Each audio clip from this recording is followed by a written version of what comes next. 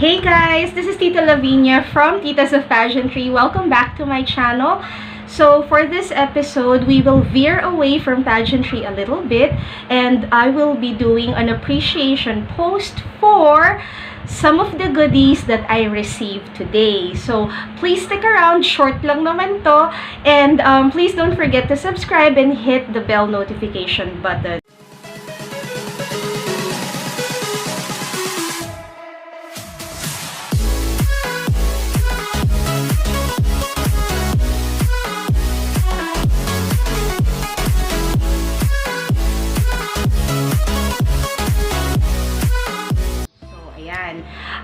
Today, I got something really special. I picked it up from Tita B's house, and Queen P, words back, Queen P was super nice enough to think of us para padalhan ng kanyang curated lip spell lipsticks from Tevian. So, this is actually a collaboration between Albert Corniawan, the makeup artist, and Queen P. So, pakita ko lang sa inyo kasi ang cute-cute. Sino ba naman ang hindi gusto makakuha ng gifts? So, ayan.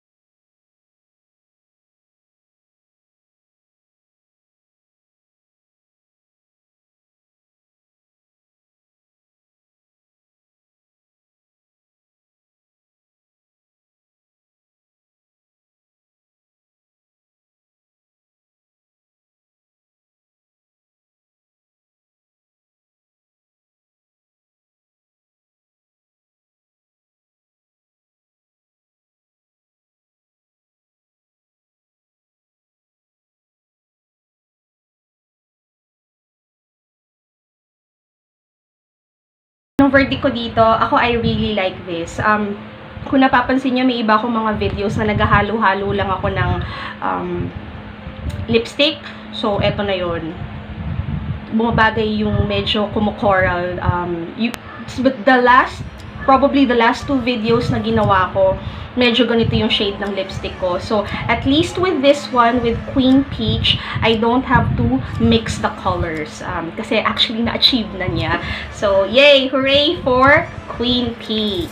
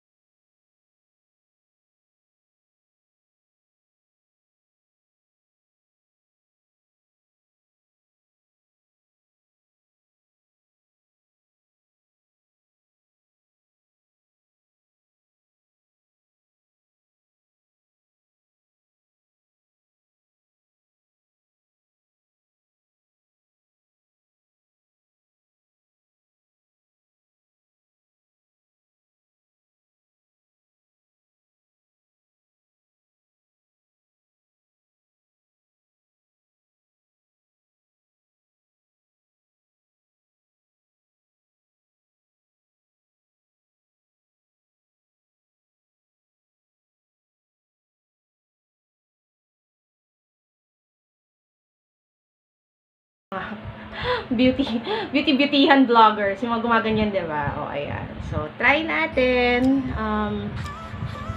Alam mo, na-try ko na to. Bumili ako ng gift for someone. Tapos, na-try ko.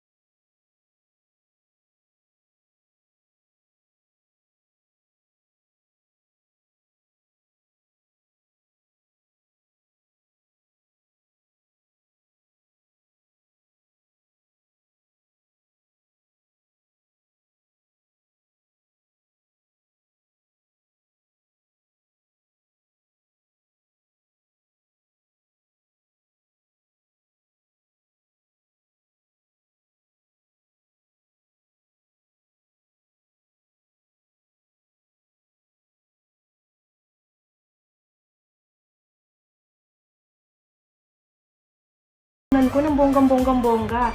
Revlon na hot chocolate kasi back in the 90s, sobrang uso yung matte. So, bago kayo nag-matte muna kaming lahat. Tapos, yun talaga, para talaga siyang hot chocolate ng Jollibee. Talagang, gawin nating lipstick yan. So, talagang super bet na bet ko yung lipstick na yun. Alam mo yun? Tapos, edi, cheerleading week namin yun. So, technically, pwede kaming mag-lipstick, pwede kaming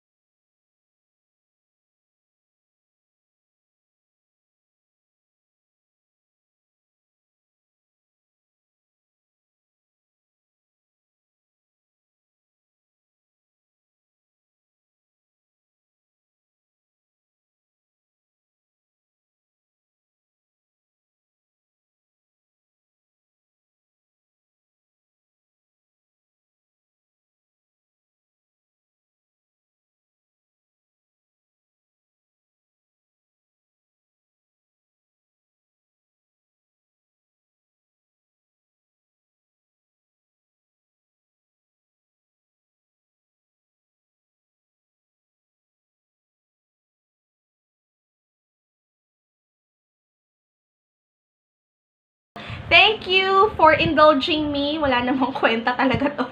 Pero, ayun nga, appreciation lamang para sa kabaitang loob. Na-appreciate ko, girl na girl. Na-appreciate ko talaga. So, thank you guys, and thank you for hanging out with me.